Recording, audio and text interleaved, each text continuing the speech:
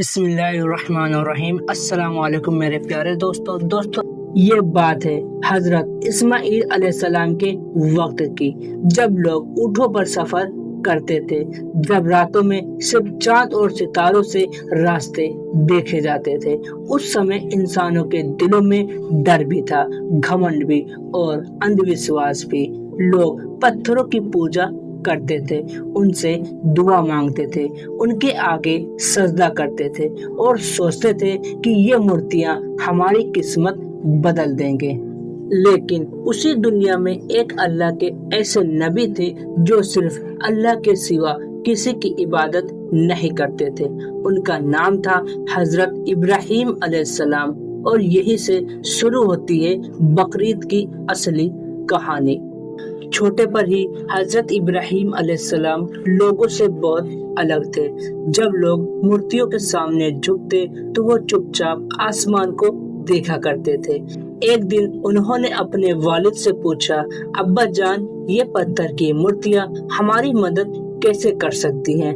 حضرت ابراہیم علیہ السلام کے والد غصہ ہو گئے اور کہنے لگے، چپ ہو جاؤ، یہی ہمارے دیوتا ہیں۔ لیکن حضرت ابراہیم علیہ السلام کا دل ماننے کو تیار نہیں تھا۔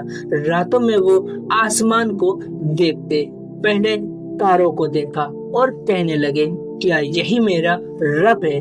پھر تارا ڈوب گیا اور انہوں نے چاند کو دیکھا اور پھر کہا، شاید یہی۔ لیکن صبح ہوتے ہی چاند بھی چلا گیا، پھر سورج نکلا، بڑا چمکدار، طاقتور۔ پھر کہا، کیا یہی سب سے بڑا دیوتا ہے؟ لیکن شام ہوتے ہی سورج بھی ڈوب گیا۔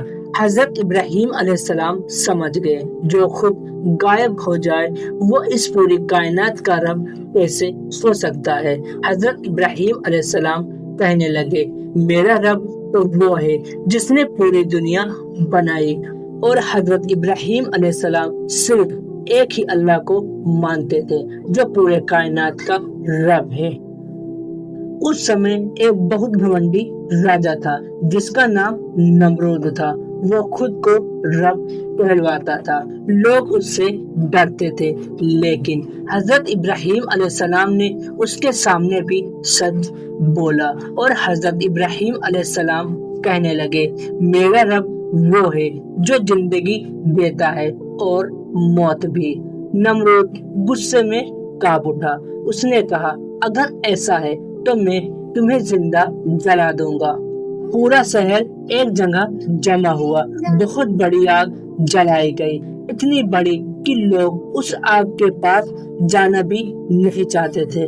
حضرت ابراہیم علیہ السلام کو رسیوں میں باندھ دیا گیا۔ لوگ ہنس رہے تھے اور کہنے لگے، اب دیکھتے ہیں تمہارا اللہ تمہیں کیسے بچاتا ہے۔ پھر حضرت ابراہیم علیہ السلام کو آگ میں پھینک دیا گیا۔ لیکن تبھی اللہ کا حکم آیا، اے آگ، ابراہیم پر ٹھنڈی اور سلامتی والی ہو جا۔ اور آگ حضرت ابراہیم علیہ السلام کے لیے ٹھنڈی اور سلامتی والی ہو گئی۔ حضرت ابراہیم علیہ السلام سرکشت باہر نکل آئے۔ جب لوگوں نے دیکھا تو پورا شہر حیران رہ گیا۔ سال بیت گئے، حضرت ابراہیم علیہ السلام بوڑھے ہو چکے تھے، لیکن ان کے دل میں ایک ڈر تھا۔ ان کی کوئی اولاد نہیں تھی۔ وہ اللہ سے دعا کرتے تھے، اے میرے رب، مجھے ایک نیک بیٹا عطا فرمائیے۔ کئی سالوں کے بعد اللہ نے ان کی دعائیں قبول کر لی۔ ایک پیارا بیٹا پیدا ہوا جس کا نام تھا حضرت اسماعیل علیہ السلام۔ یہ نعمت پا کر حضرت ابراہیم علیہ السلام کے خوشی کا ٹھکانہ نہیں تھا۔ وہ اپنے بیٹے سے بہت زیادہ محبت کرتے تھے۔ بڑے ہونے لگے، بہت شریف، بہادر اور نیک دل۔ وہ ہمیشہ اپنے والد کے ساتھ رہتے تھے۔ ریگستان میں چلتے ہوئے دونوں باتیں کرتے تھے، کبھی اونٹوں کو پانی پلاتے تو کبھی غریبوں کی مدد کرتے۔ حضرت ابراہیم علیہ السلام سوچتے، اللہ نے مجھے اس دنیا کی سب سے بڑی نعمت دے رکھی ہے، لیکن انہیں نہیں پتا تھا کہ جلدی ان کی سب سے بڑی آزمائش شروع ہونے والی ہے۔ ایک رات حضرت ابراہیم علیہ السلام نے ایک سپنا دیکھا کہ اللہ کا حکم ہے کہ تم اپنے بیٹے اسماعیل علیہ السلام کو اللہ کی راہ میں ذبح کرو، یعنی قربان کرو۔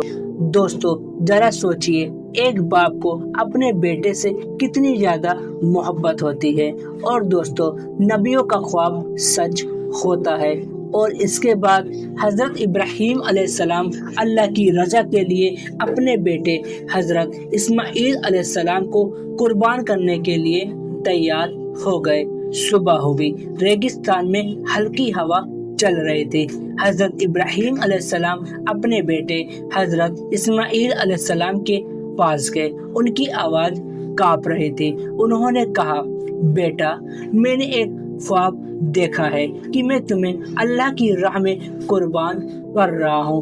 کچھ پل کے لیے خاموشی چھا گئی، پھر حضرت اسماعیل علیہ السلام مسکرائے اور کہنے لگے، ابا جان، اگر اللہ کا حکم ہے تو آپ وہی کیجیے جس کا حکم اللہ نے آپ کو دیا ہے۔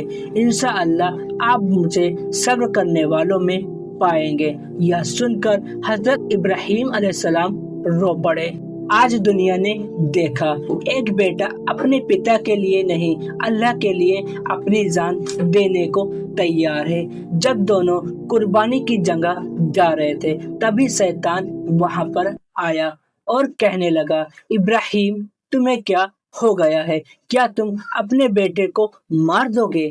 لیکن حضرت ابراہیم علیہ السلام نے ان کی بات نہیں سنی۔ پھر شیطان حضرت اسماعیل علیہ السلام کے پاس گیا اور کہنے لگا، اسماعیل، یہاں سے بھاگ جاؤ، تمہارے والد تمہیں ذبح کرنے کے لیے لے جا رہے ہیں۔ لیکن حضرت اسماعیل علیہ السلام مسکرائے اور بولے اور کہنے لگے، اگر اللہ کا حکم ہے تو میں اس پر راضی ہوں۔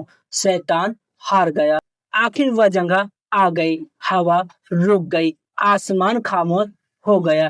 حضرت ابراہیم علیہ السلام نے اپنے بیٹے کے آنکھوں پر پٹی باندھ دی تاکہ ان کا دل کمزور نہ پڑے۔ تبھی حضرت اسماعیل علیہ السلام کہنے لگے، ابا جان، آپ میرے ہاتھوں کو بھی باندھ دینا۔ یہ سن کر حضرت ابراہیم علیہ السلام کے آنکھوں میں آنسو آ گئے۔ حضرت ابراہیم علیہ السلام نے چھری اٹھائی، ہاتھ کانپ رہے تھے۔ انہوں نے اللہ کا نام لیا اور چھری چلا دی۔ تبھی اللہ کے حکم سے حضرت اسماعیل علیہ السلام کی جگہ ایک دمبا آ گیا۔ آسمان سے آواز آئی، اے ابراہیم، تم نے اپنی وفاداری ثابت کر لی اور تم اس امتحان میں کامیاب ہو گئے۔ حضرت ابراہیم علیہ السلام فوراً سجدے میں گر پڑے۔ ان کی آنکھوں میں آنسو آ گئے اور انہوں نے اللہ کا شکر ادا کیا۔ اللہ کو حضرت ابراہیم علیہ السلام کی قربانی اتنی زیادہ پسند آئی کہ اللہ نے قیامت تک لوگوں پر قربانی فرض کر دیا۔ اسی دن سے قربانی کی شروعات ہوئی۔ اصلی مطلب صرف جانور کو قربان کرنا نہیں، اصلی قربانی یہ ہے اپنے گھمنڈ کی قربانی کرنا، اپنی بری عادتوں کی قربانی کرنا، لالچ کی قربانی کرنا، نفرت کی قربانی کرنا۔ بقرعید کے دن لوگ نئے کپڑے پہنتے ہیں، نماز پڑھتے ہیں، پھر قربانی کا گوشت 3 حصوں میں بانٹ دیتے ہیں، ایک اپنے لیے، ایک رشتہ داروں کے لیے اور ایک غریب، محتاج اور یتیموں کے لیے، تاکہ کوئی بھوکا نہ رہے۔ کیونکہ اسلام صرف عبادت نہیں سکھاتا، انسانیت بھی سکھاتا ہے۔ آج بھی جب بقرعید آتی ہے، مسجد سے آواز آتی ہے، اللہ اکبر، اللہ اکبر، بچے خوش ہو جاتے ہیں، غریبوں کے گھروں میں کھانا پہنچتا ہے، لوگ گلے ملتے ہیں اور پوری دنیا کو یاد دلایا جاتا ہے سب سے بڑا انسان وہ ہے جو اللہ کے لیے اپنی سب سے پیاری چیز قربان کر دے۔